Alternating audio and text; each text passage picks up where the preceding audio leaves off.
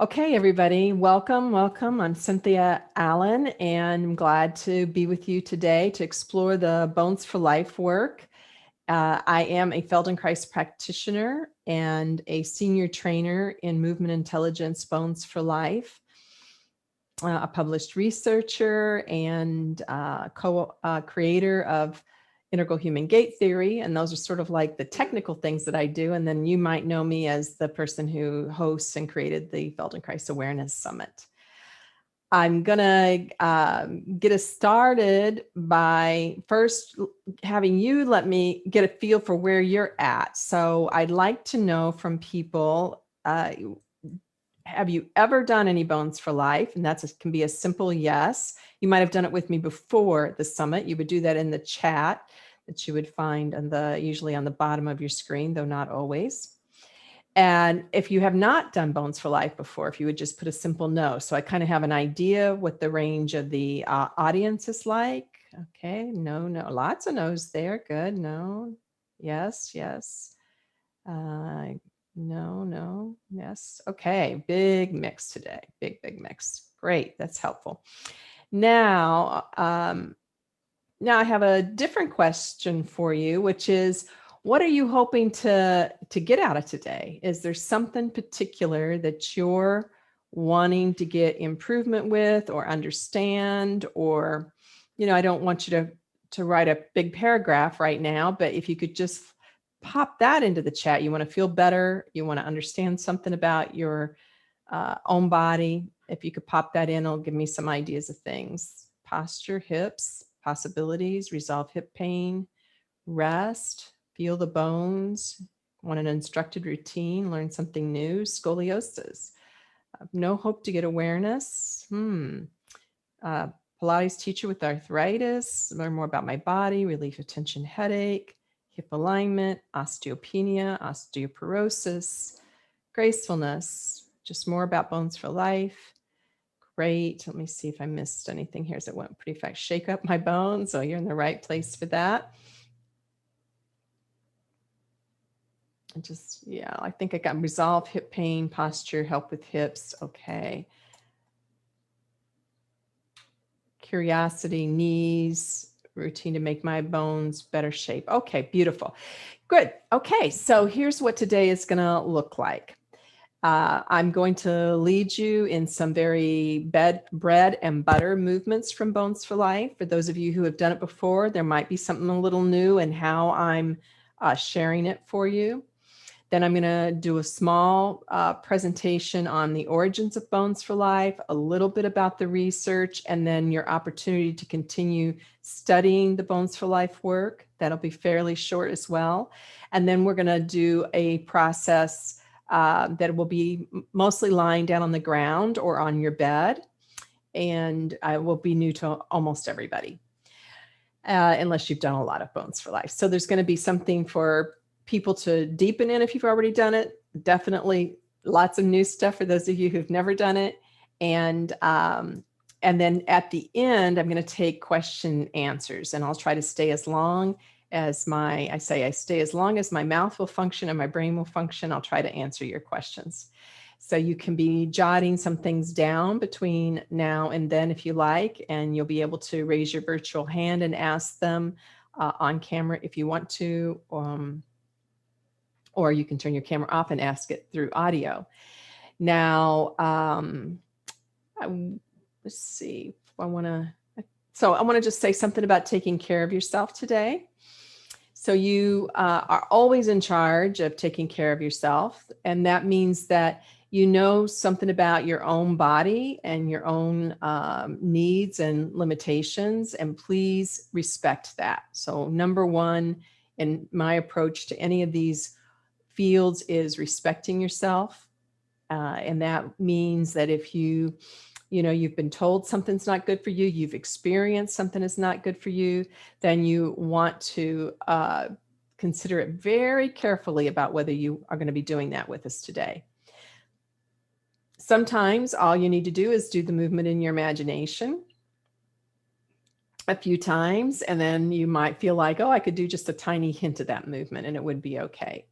So if that's, if you're concerned about potential injury or problems that you've had in the past, those are my recommendations.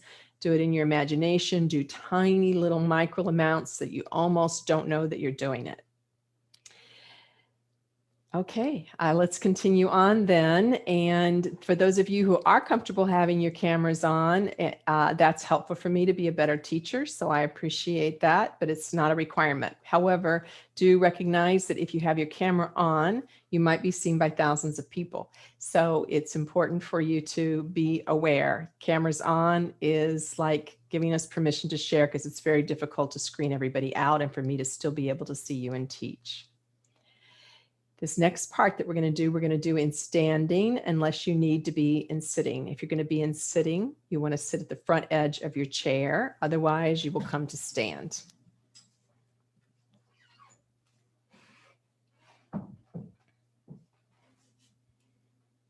I have on my Bones for Life shirt. It'll make sense in a minute. It says, "Pum Pum, I speak Bones for Life."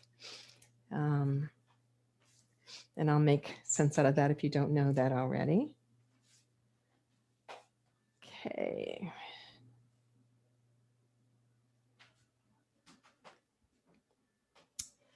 Sorry about that. I just want to get that adjusted so you can see the most of me, because it'll be helpful to you in a few minutes. Good.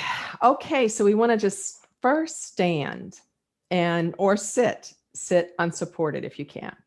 And in that standing, in that sitting, we're just feeling. We're not trying to make ourselves sit or stand a specific way. Now that right away is very different, because many people will tell you, many programs will tell you to stand up straight.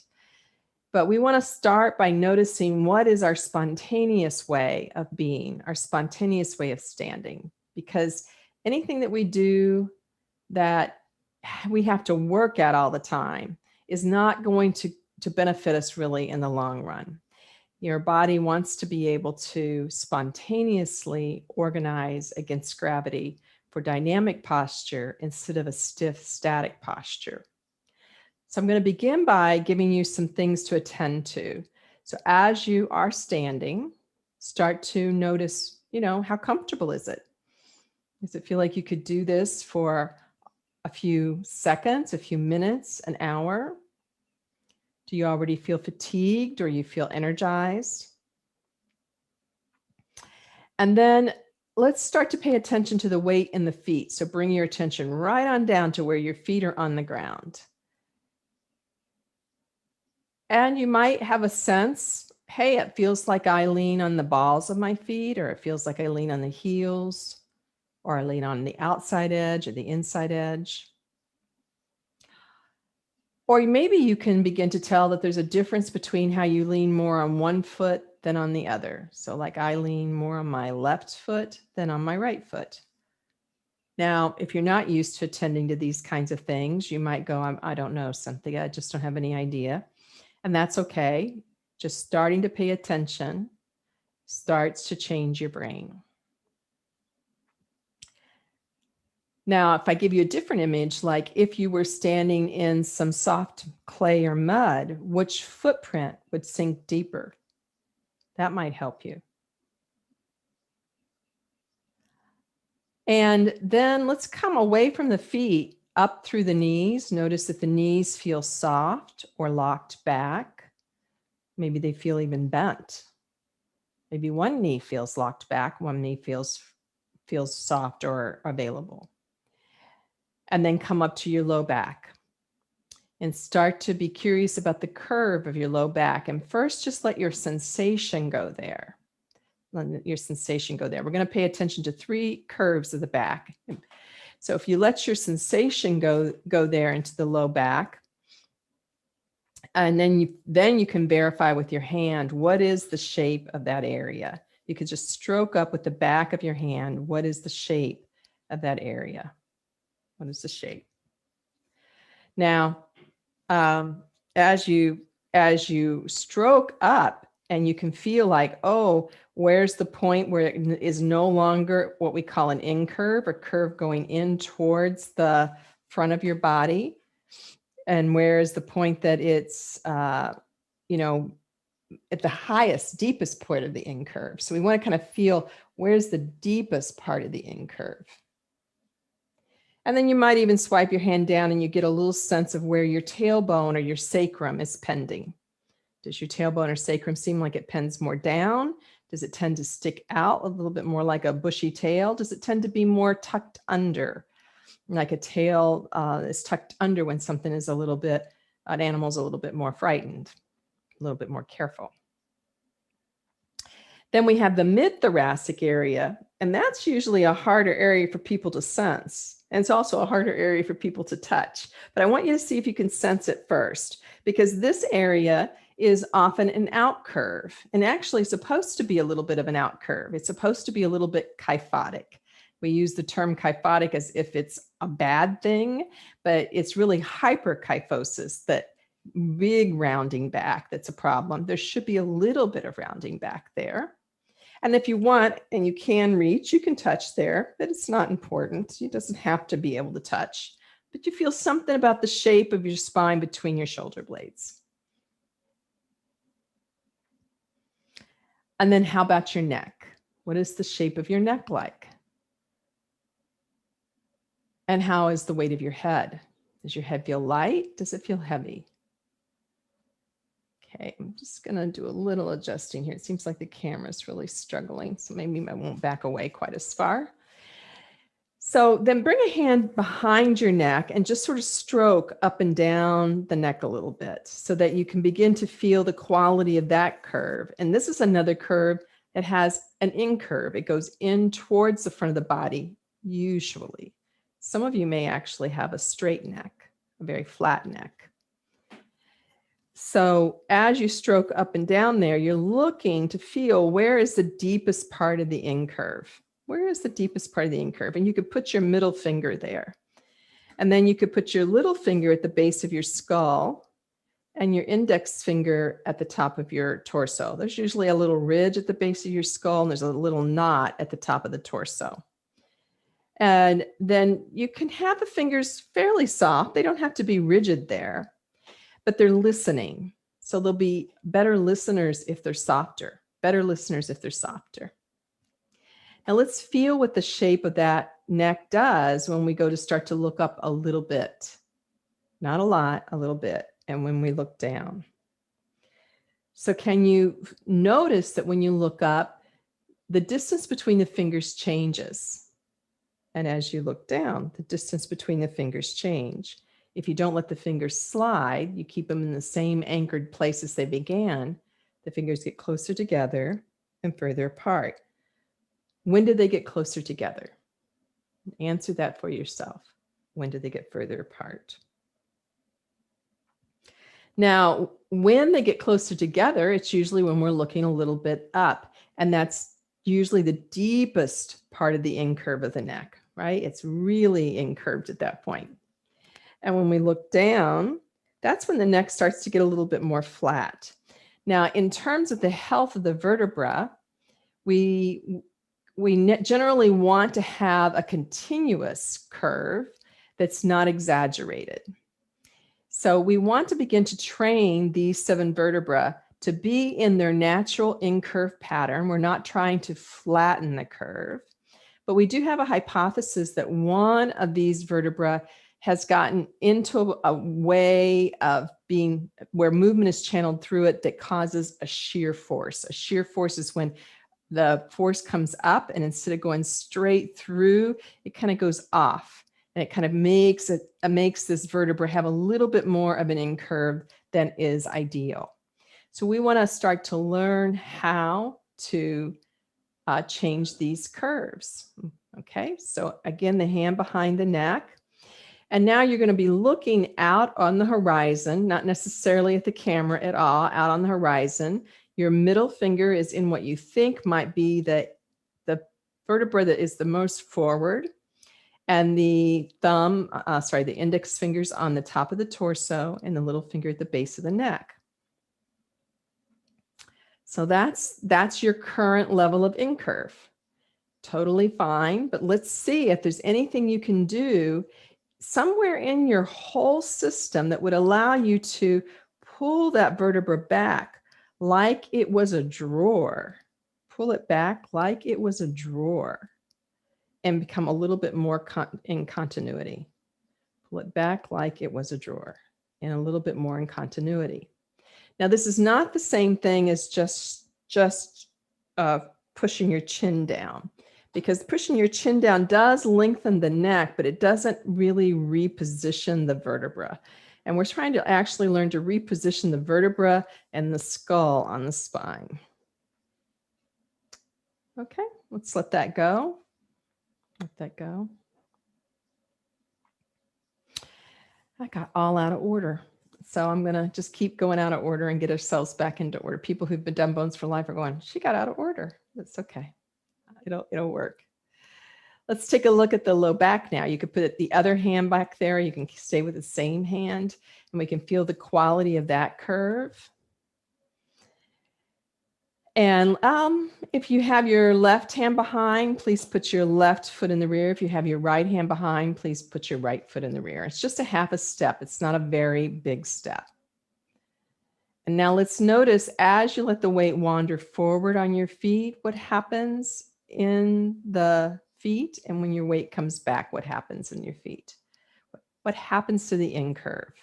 As we have the back of the hand on the back side of the lumbar and the fingers are spread out. When the weight wanders forward onto the ball of the foot or to the forward foot, do you get a bigger in curve or less? And when it comes back onto the foot in the rear, and then you maybe even sink down a little bit, does the curve get more or less? The in curve get more or less? So we're starting to use our hands to get to know our own body and how our body changes in response to different movements. Okay, so then bring your hand down and pause with both feet in parallel. And now we'll go back to what I really should have began with. If you bring your right hand up to your heart, we're going to just begin to do a little double tap with each other. This is not from Ruthy Alon's original work, this little double tapping on the heart. Actually, one of my students, Tina, came up with this idea, gosh, about 10 years ago, and I've used it quite a bit. Because when we do this movement, we're kind of echoing our heartbeat with our hand, and then we can imagine our heartbeats connecting around the world. And we do have a vocalization that is from Ruthy, that is part of the normal Bones for Life protocol, and it is pum pum, pum pum, pum pum, pum pum, pum pum, pum pum, pum pum, pum pum, pum pum. So you say that, we're all saying that together. Pum pum, pum pum, pum pum. Good. Now let that go and let your hand come down. So we're going to be using that vocalization pum-pum, and we can imagine if we were standing in a room together, how our voices would fill the room together. But not only our voices, now instead of tapping our hand on our heart, we're going to double tap our heels. So we're just barely going to lift them off the ground and let them land. And we'll be doing our pum-pum together. Pum-pum, pum-pum, pum-pum, pum-pum, pum-pum, pum-pum, pum-pum. Pum pum, pum pum, pum pum, pum pum, pum pum, and then pause. And then we just wait for a moment, because we've just put some very interesting vibration through our bony structure. And we may already now feel like, hey, something is changing in the way the weight is on the feet. Maybe something's starting to change in the curves, but maybe not. It may be too early for that. Maybe something feels different in the knees. So we do something and then we attend to our sensation. That not only allows us to have safety, it allows us to really learn about ourselves, to learn and expand what we're doing. Okay. So now let's put a hand behind the back. So if you put your right hand, you'll have your right foot in the rear. And we're going to come back to this exploring the changing curve of the low back. We'll let our weight wander a little bit forward and feel how the low back tends to curve more in. Is that true for you? Maybe not. And then you let your weight come back onto the back heel and just sink down a little bit, like a little tiny bend in the knees, the joints, the ankle. And you'll usually feel that the low back lengthens. It gets less of an in curve. You can wander forward with it again. You feel what changes. You let it sink. You wander forward. You let it sink on the back heel. You're just learning these relationships. Now, the next time that your weight is on the back heel and a little bit sunk in, move your front foot back to be parallel with the back foot. And just leave your hand on the spine in this lengthened position, right? The spine is still a little lengthened from this sinking down that we did. And we're going to use the hand as feedback to just allow that length to be present. And we're going to bounce on heels again. Pum, pum, pum, pum, pum, pum, pum, pum, pum, pum, pum, pum, pum, pum, pum, pum, pum, pum, pum, pum. Last one. And then just let your hand swipe down to remind yourself of the length of your sacrum, of your tailbone.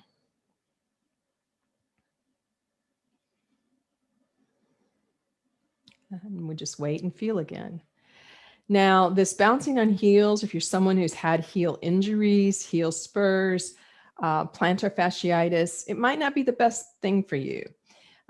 You may want to keep a shoe on so that you have comfort or cushioning. Normally, I recommend no shoes in bouncing on heels.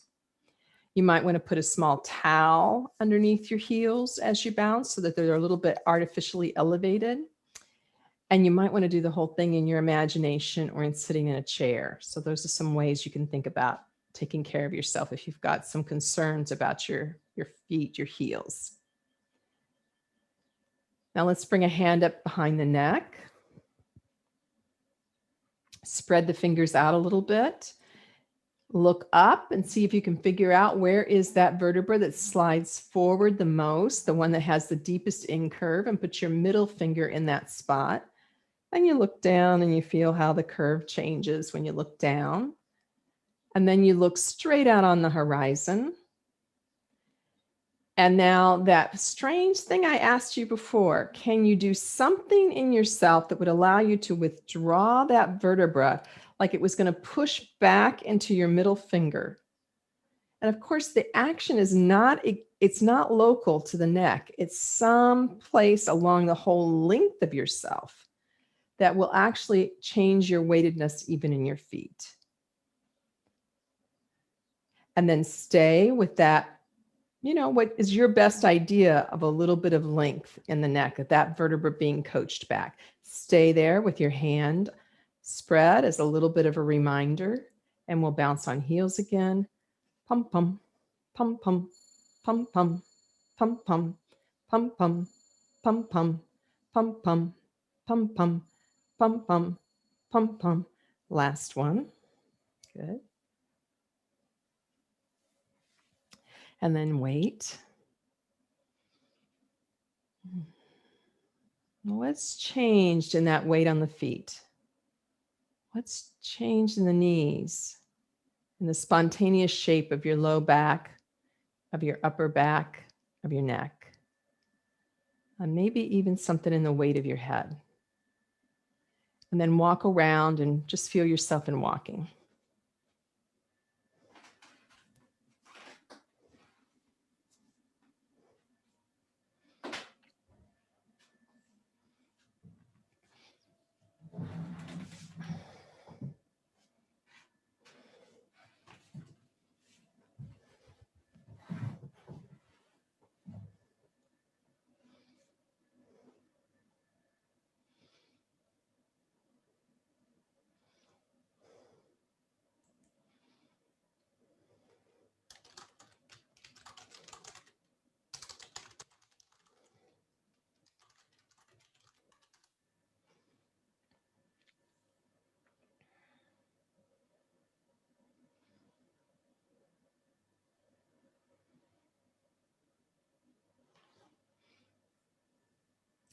Okay, and when you're ready, come on back and have a little seat, and let's pop some things in the chat about what you are already noticing for yourself or that you're already curious about.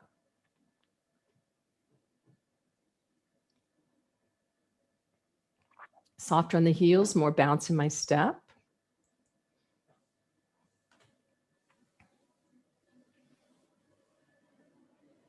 Feel longer. Whoa, I feel longer and relaxed, Veronica. Denise, all that plus details for training. Deborah, more weight on the outside of the foot. Juliet, my neck is really flat. Janine, more upright and towards the back of my body. Carl, more aligned, lighter. Oh, now it's too fast for me to get names. Head is naturally looking forward rather than facing down. I notice tightness in my neck. I notice my neck is really curved. I feel regal, more human, longer neck, much more aware of my skeleton. Very interesting to find out maybe more balance, better balance between the 2 feet, more aligned, lighter, upright and towards the back of my body. Less twisted.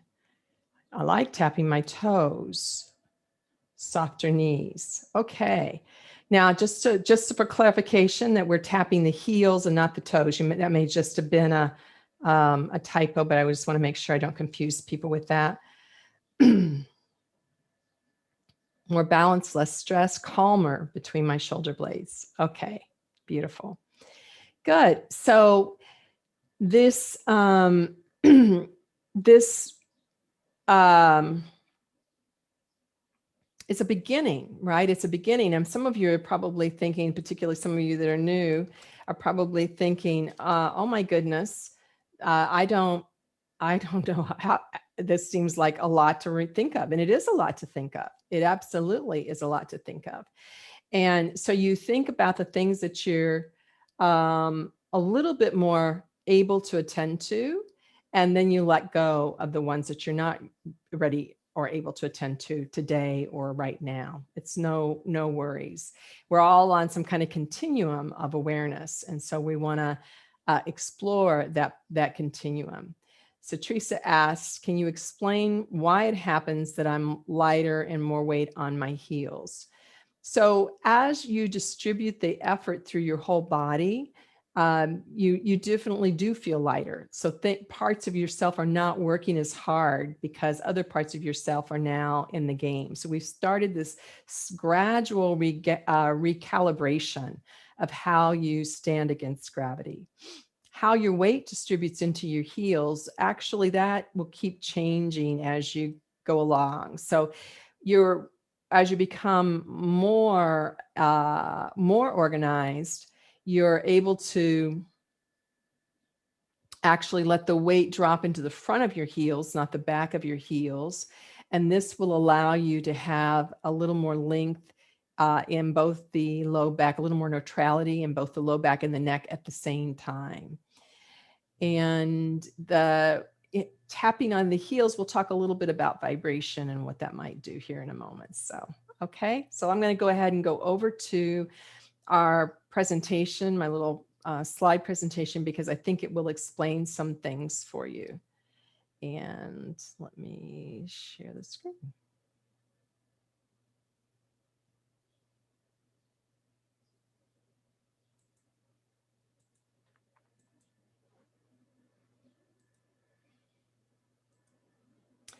Okay, so this is a class about bones for life by Ruthy Alon. That is Ruthy over on the right in the picture. Ruthy died this last year at the age of 90, almost 91 in December, actually. And, you know, she was an incredible model for someone who really into the last months was still creating, still exploring, still really curious about what she was discovering for herself and for others. And she started with Moshe Feldenkrais. She was a Feldenkrais practitioner with him, one of his first 13 people who sat around a table with him for 2 years. Most of them had already studied with him for many years in group classes. So she became one of our senior Feldenkrais trainers and was a Feldenkrais trainer for 50 years or more, probably more, probably a lot more actually.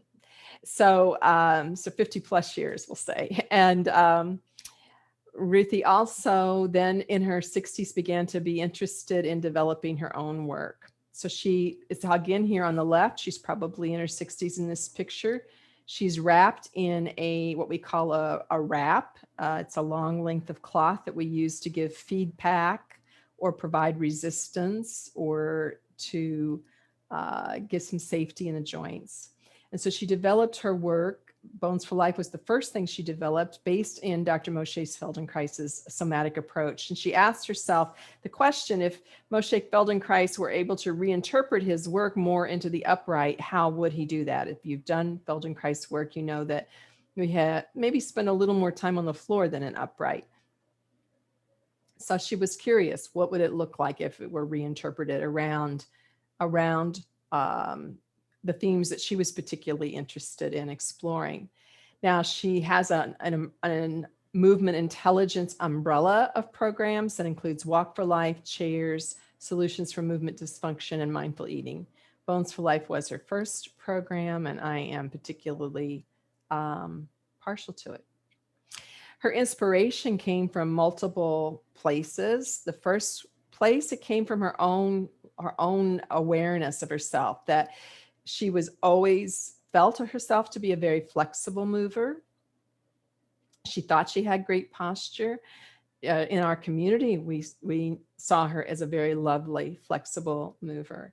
And then when she came to the United States and she started to see herself on videotape, and you see her here in this picture on the left, she started to notice on videos and in still shots that she felt she had more rounding in the upper back than she really realized that she ever had, that she had more tendency to lose continuity in her neck than she ever realized she had.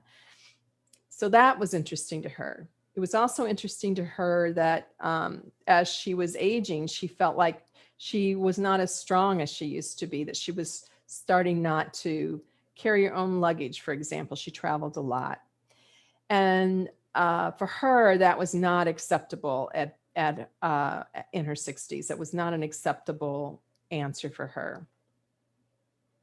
And then also, I think it was more her latter 60s, early 70s that she was diagnosed with osteopenia, and then eventually osteoporosis. So she was very interested from that direction.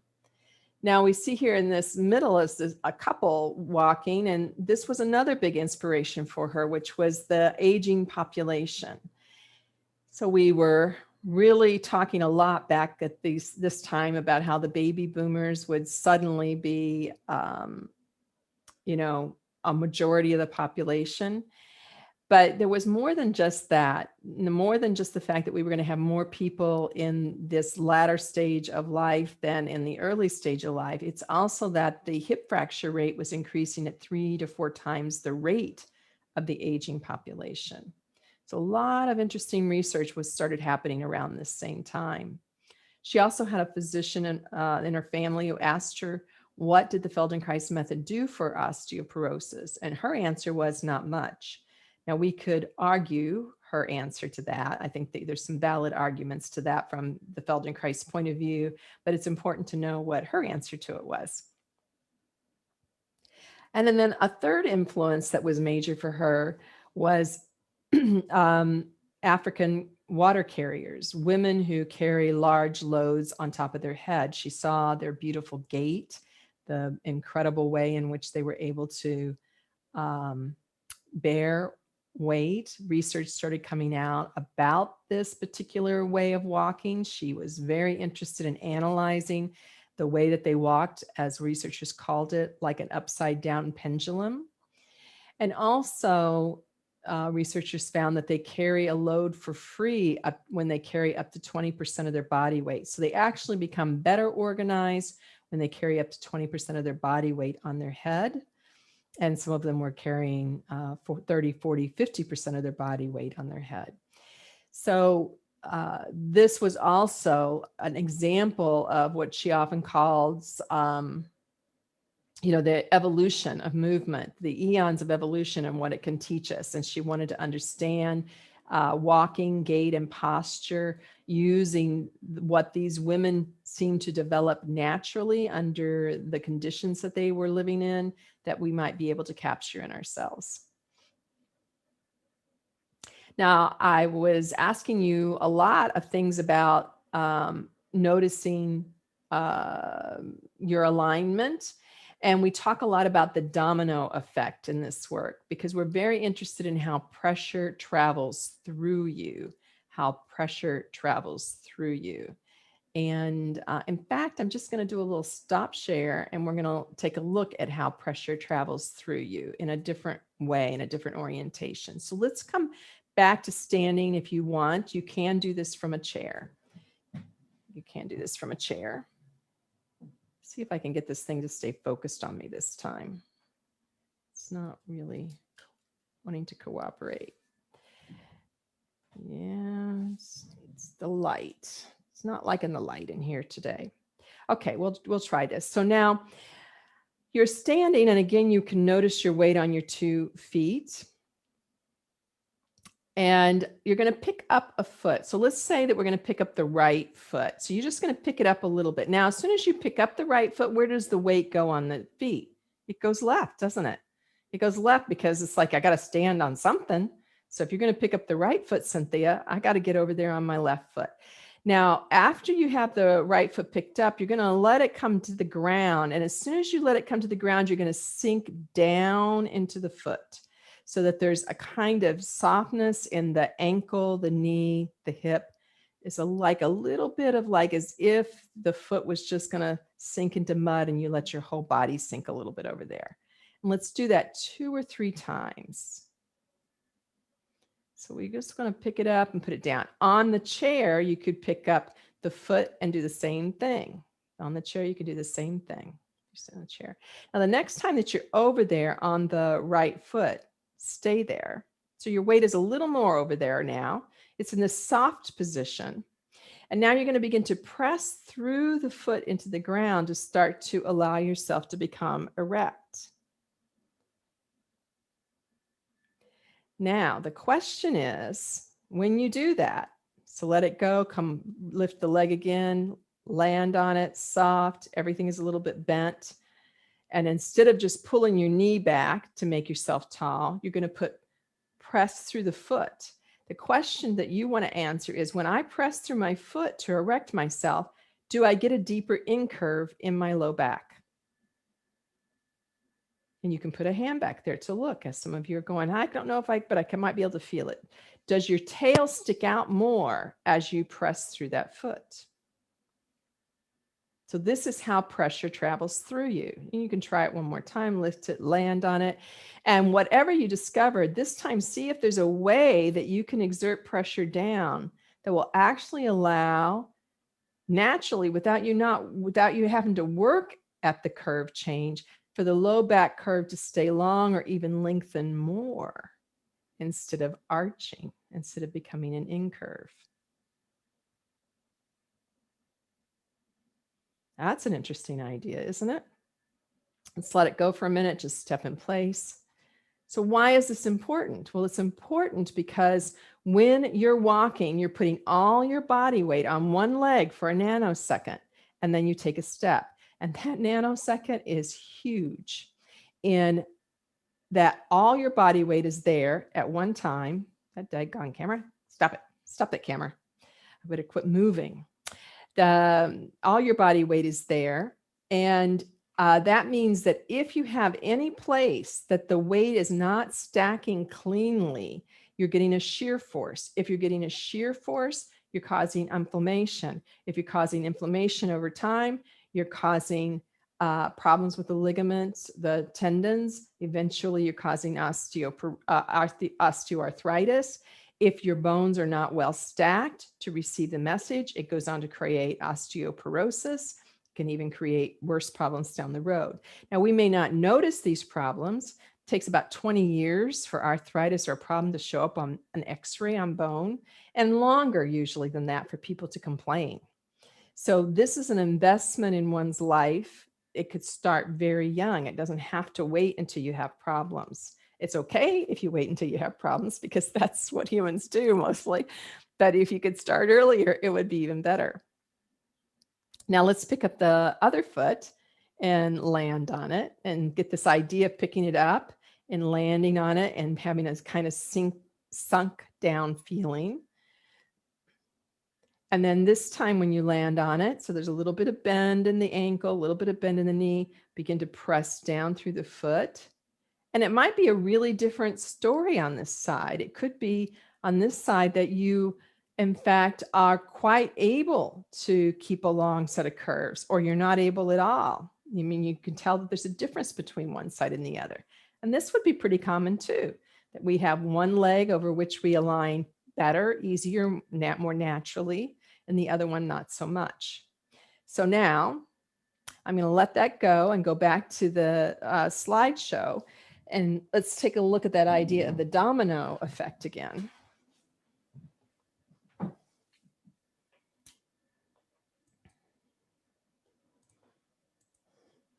So we can imagine then if the foot pressing is the first domino, and then so how this is aligned then turns around and starts to create an entire domino show. Really, the first domino would be back here, a domino show.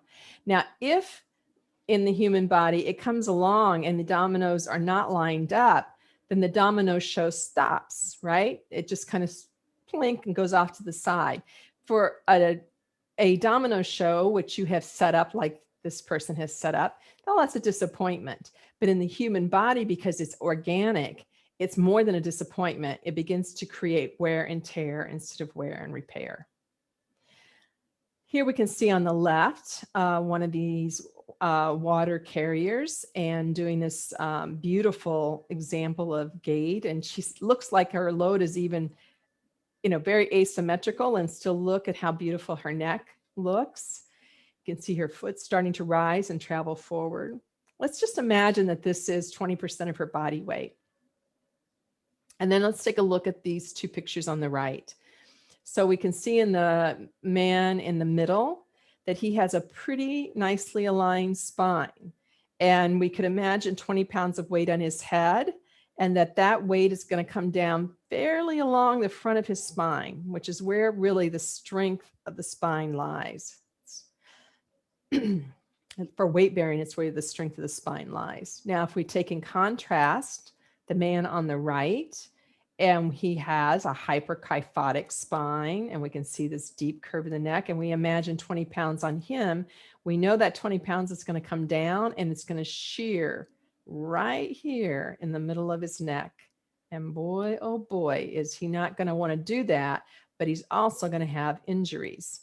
Now, actually, the weight of his head is already doing that, because his head forward posture, this is like a bowling ball of weight at this point. And so it's putting shear force on this vertebra as well. So he's not getting top down. He's not got a good top down domino show. He's not got a good bottom up domino show. And that means that the health of his bones, particularly in his spine, are not being fed well, but actually will also be happening in his hip joints as well. Now, as part of a research study on alternative movement program in the geriatric rehabilitation community, I did this with Carol Montgomery, Dr. Sherry Farber, and Mark Farber. This was published in the Journal of Functional Neurology, Rehabilitation, and Ergonomics. And I'm just going to tell you a tiny bit about this. We had 25 community dwellers at the mean age of 73, and they met for 90 minutes, 6 weeks. So only once a week. Right away, this is very unusual to make significant change once a week for 6 weeks. And these people actually didn't attend all classes. The average attendance was around five classes. Now, we had a variety of very interesting results in our group, but among them were a 360-degree turn test. And this is the p-value, which tells you how statistically significant this is actually. And so these have very nice statistical significance. It's unlikely that these were aberrants. They are more likely to actually be things that could be repeated on other surveys, other tests. In this 360-degree turn test, a nice balance indicator, a person is standing when a interviewer yells, ready, set, go, and the person turns one direction, 360 degrees, as fast as they can. They have to come all the way back front, stop, pause for a moment, and turn all the way back around again. And then the time ends. And also, there was a 20-second step test where there's a small step and the person puts their foot off on the step as many times as they can in 20 seconds. What's really interesting about the results of this, as well as the good vitality and general health scores that happened in the SF-36, a very common survey in the research field, is that in the range of people that we had, for example, a woman with post-polio who was having trouble being mobile, getting up and down from chairs, certainly climbing steps, etc. Then we also had a man who was training for a 50-mile walk. Both of these people improved. Both these people improved through this class. So that's interesting, right? That's interesting. How did that happen? Also, the range of health issues was really wide, not just in these two people, but we had somebody with COPD. We had someone who'd just come out of a year of paralysis in his, I think it was his right arm with a brachial plexus injury. We had people who were bowling, golfing. We had people who were barely moving. So it was quite a large range of people to get such positive results. And, you know, we certainly have a big hope that someone will, a researcher with a good connections would come along and use this to further the research. Now, it's actually a program for young and old and healthy and not so healthy. This is one of my past Bones for Life students who I was around 22 at the time, and very active in natural movement systems, yoga, and all kinds of things. And he was having a lot of trouble doing a headstand. And one day in between the movement lessons, he was able to do a headstand solidly for the first time. And he attributed that to the Bones for Life work we had been doing.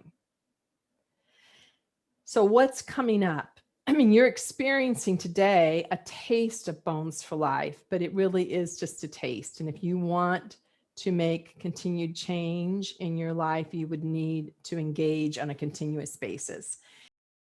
Okay, let's talk about this current opportunity, which starts with the Bones for Life Immersion 1. This is basically to learn somewhere around the first 24, 25 of 90 different processes. And so you learned actually a couple of those today already, you know, so you're already on the track. The cost for that 20-hour program is $450, and we do have a sliding fee scale available. It's going to start in October 17th or 18th. Immersion 1 will meet on either Sunday or Monday. You could choose between those two dates. We'll meet for 5 weeks from 10 a.m. to 2:30 p.m. And some of you will, many of you, I would say, are going to take this and be interested in Immersion 1 for your own health only, okay, for your own health only. And Immersions 1, 2, and 3 are actually for your own health only. And each one of them has another 30 processes that we can cover in that. Now, if you think you might be interested in certification, like some of you might be Pilates, yoga, physical therapists, occupational therapists, Feldenkrais practitioners, personal trainers, massage therapists, you already know you want to go on to become a teacher. Well, you need to first complete phase 1 or the basic certification, which is called For Your Own Health. That's Immersions 1, 2, and 3. So right now we're really just getting you started at the idea of Immersion 1, but I want to give you information for those of you who already know what you want to do. And then that is a prerequisite to enter phase 2, which is the teacher training. So phase 1 is 60 hours. Immersion 1 only is 20. But if you do all 3 immersions, it's 60 hours. And there's a discount when you sign up for basic certification now. If you want to go on to be teacher, then you would not only complete the basic certification, but also the teacher certification, which includes advanced study of processes, diving in to breaking them apart, and a lot of teamwork, a lot of work on. In my program, we also get help with things like marketing and self-confidence. You get up to 4 personal hours of mentoring with me. And then most of the rest of the hours you'll be able to complete on your own, usually without a lot of extra cost, if any at all. And then you will do some practice teaching on your own as well. That's a total of 210 hours. Now, Brian Shercliffe over here on the left, it is Brian Shercliffe who's going to be teaching immersions 1, 2, and 3 this time. I could not fit them in my schedule yet this year, but we've been getting so many emails asking us for it. So we're giving it a go here again. And I just want to say a few wonderful things about Brian. He entered my studio, I don't know, 7 or 8 years ago. And what a delightful student to have, and now colleague. He came with just an incredibly rich background, a lot of years in yoga, and has been certifying teachers in yoga for a long time, as well as healing touch. And gosh, he's got so many things. He's also now a practitioner in neurolinguistics programming. And since he started the Bones for Life training, he's also completed his Feldenkrais practitioner teacher training.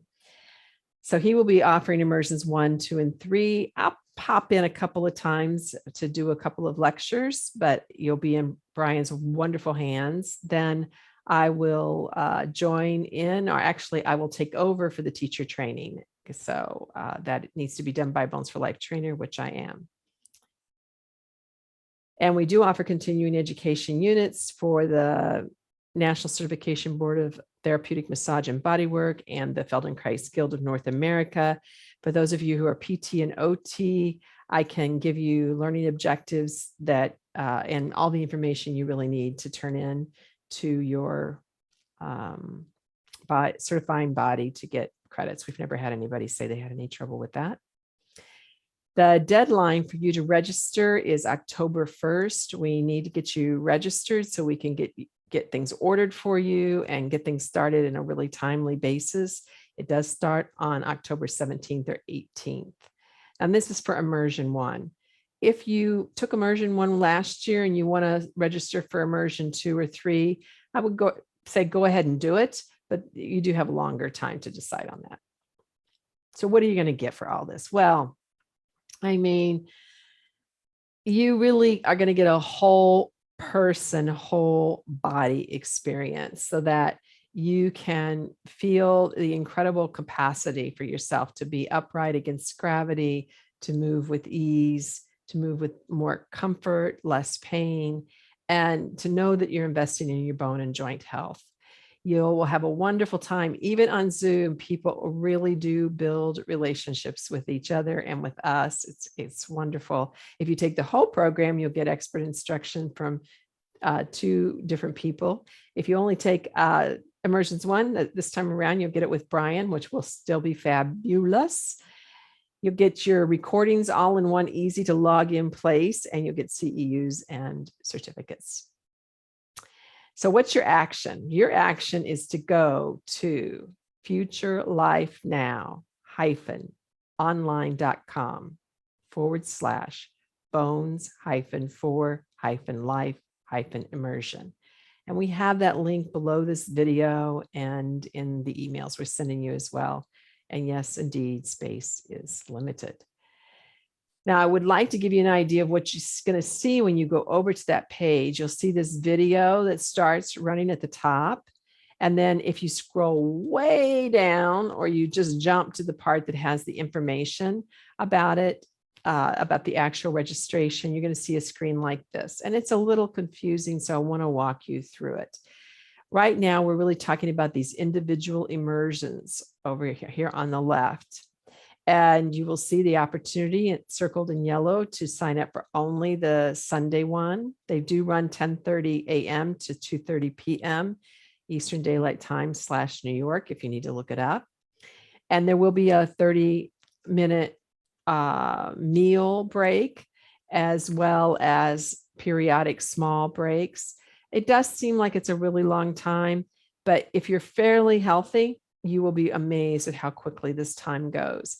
If you have more fragile health, you will probably need to stop at, I'd say, 2 or 3 hours, and then you will pick up the rest of it on replay. Very easy for you to get replays within 48 hours usually.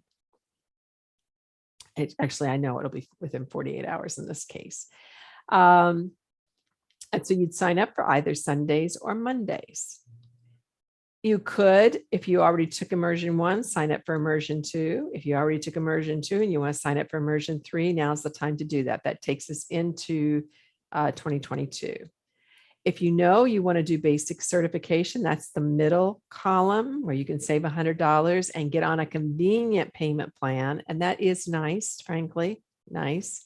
Then you can register for certification. Notice that immersion 2 and 3 are not being offered on Sunday.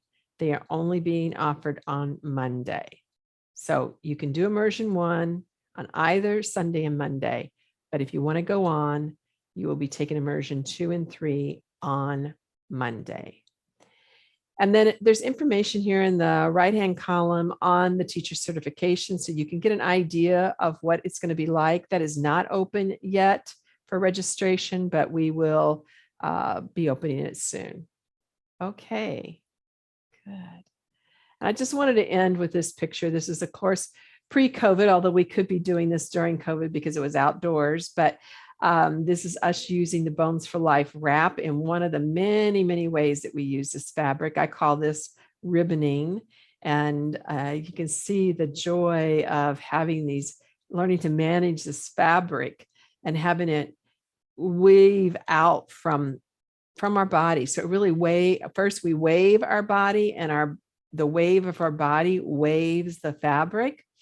And the bright colors and patterns and knowing that you're together with other people is so, so very sweet. So even though this will be online, I'm hoping to be with all of you someday in person where we can do this together.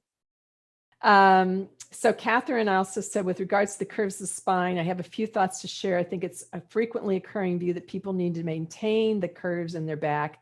And to a certain extent they do, because the curves are part of our design, but there's also a common view that we should not flatten or straighten out the curves. Yeah, I mean, we want the natural curves that should occur in your spine if you hadn't already been doing a lot of funky things in your life and kind of develop some tendencies to not align in specific areas as you need it. So there's nothing wrong with having a curve in your low back. You should have one. There's nothing wrong with having a curve in your neck. You should have one. But we want it to be a continuous. We don't want one vertebra to be a little bit more stressed in pressure than others. And those curves should change according to what you're doing. It's not that you should always have the same level of in curve. Sometimes you can have an out curve depending on what you're doing. So all those things matter. Okay, so thank you, everybody. I think that's all the questions. Does anybody want to ask questions about the actual program, the training program? Actually, let me change to that. Okay, Philippa. Hi, yeah, I just wanted to know, Cynthia, if I was to go on to do the teacher certification after the basic, is that all online as well?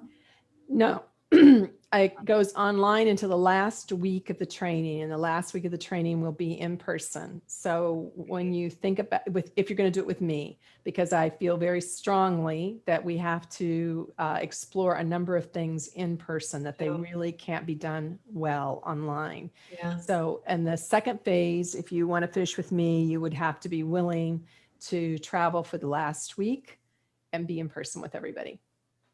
Okay, I'm in the UK, so that would be a bit of an issue. Yeah, I mean, we've got people coming this year from all over the world, but yeah, it's not as simple. It's for sure not as simple, but you can, find someone in the UK to study with. Yeah. For the second phase, you could do the whole second phase with someone else. Okay, so I could do the basic with you and then find someone else for that. Yeah, I just look around, Yeah. Right. Yeah. Okay, thanks. Carol? Unmute. Hi, I had the same question. I live in Mauritius Island in the Indian Ocean. And I was wondering, I know that I can't do the teacher program training because I need to travel and it's very far. And as I need to be present. So, but I'm very much interested in the Bones for Life to start, like, to have some, some kind of awareness, and then hopefully one day eventually come. So, and I was wondering what, let's say, would be the other programs that would be interesting for me throughout the time to keep educating myself, and in the meantime, and hopefully one day I can come.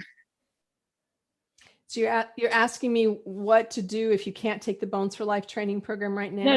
No. The Bones for Life, I think, as this one is an online program, as I understand. Correct. So this one, definitely I'll be taking it.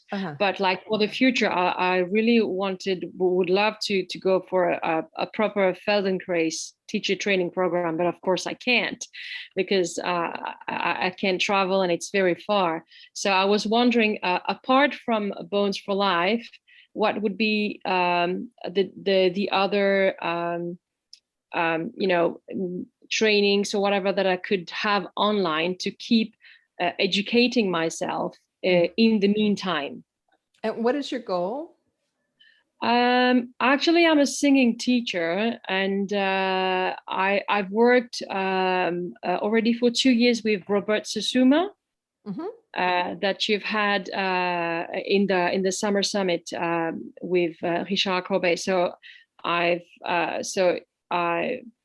didn't know nothing about Feldenkrais before that. So I just felt at home with this kind of awareness and ongoing learning, and I really would love to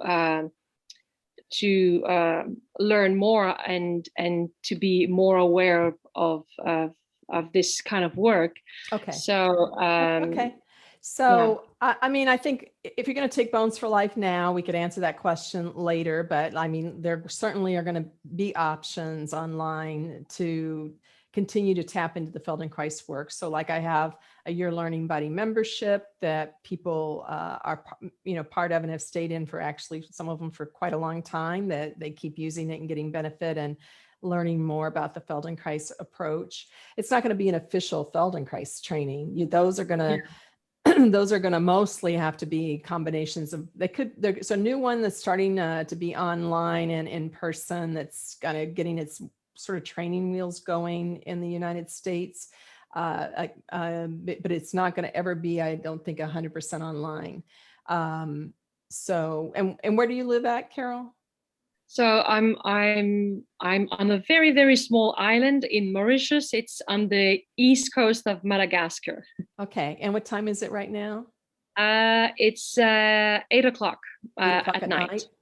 Yeah. Yeah. So, so if you take Bones for Life, you'll be going to like about midnight with us, I would say. Yeah. So I'm used to it. That's okay. Yeah. So I think there are options. I think it would be better to, unearth those more as you got a little further into the program, but there are options. Okay. Thank you very much. Yeah. Kate? Who is the other instructor you mentioned for the Bones for Life Basic? Brian Shercliffe. Brian Shercliffe. Shercliffe as in SCHER? SHIER. Oh, okay. And you'll see all that on the web page. If you go to the web page, Oh, there's a bio for right. Brian towards the bottom of the web page. I forgot about the web page. I glued Yeah. it in though. Yeah. Yeah. So I have Katrina it can pasted. pop it in there for you again. I mean, I do encourage you. There were some people here that took the program last year and some of them that were also going over on to be teachers, but I think they've dropped off now. I do encourage you to take the program. It's a phenomenal, life-changing program. It really has made a huge difference for me in some long-term issues that I've had. I'll try to find you here, Carmen. So I know my career, my understanding of human movement is dramatically different because of my work with Bones for Life as a professional, but also for me physically and personally, and posture and uprightness and gait. And I think I'm asking the right Carmen to unmute herself right now, who's trying to reach me. Okay. No, I just want to ask you, because for me it's the same. I'm in Spain. So is it possible to take the classes without being present, just getting the videos, or do we have to be there? My guideline is if you want to certify as a teacher, you want to certify. If you want certification, you need to attend 75% of the classes live with me so that I can be in interaction with you and can watch you and know what's going on. So for you in Spain, I mean, it depends on what your work schedule is like, but 10 a.m. to 2:30 p.m. is not a bad, you're 5 hours later usually. That's not a bad, it's getting a little bit late at night, but that's not a horrible time zone conversion. So Yeah. if you look at it and you say, I think I can take 75% of that live, then go for it. But if I don't want the formation, if I just want the if you just want to do it, you can do it whenever you want to do it on the replay.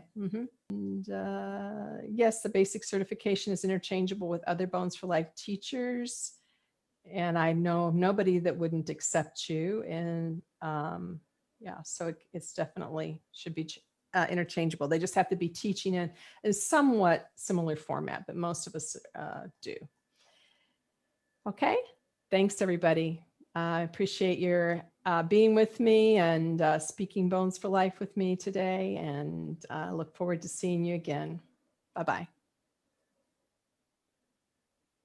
Yeah, thank you.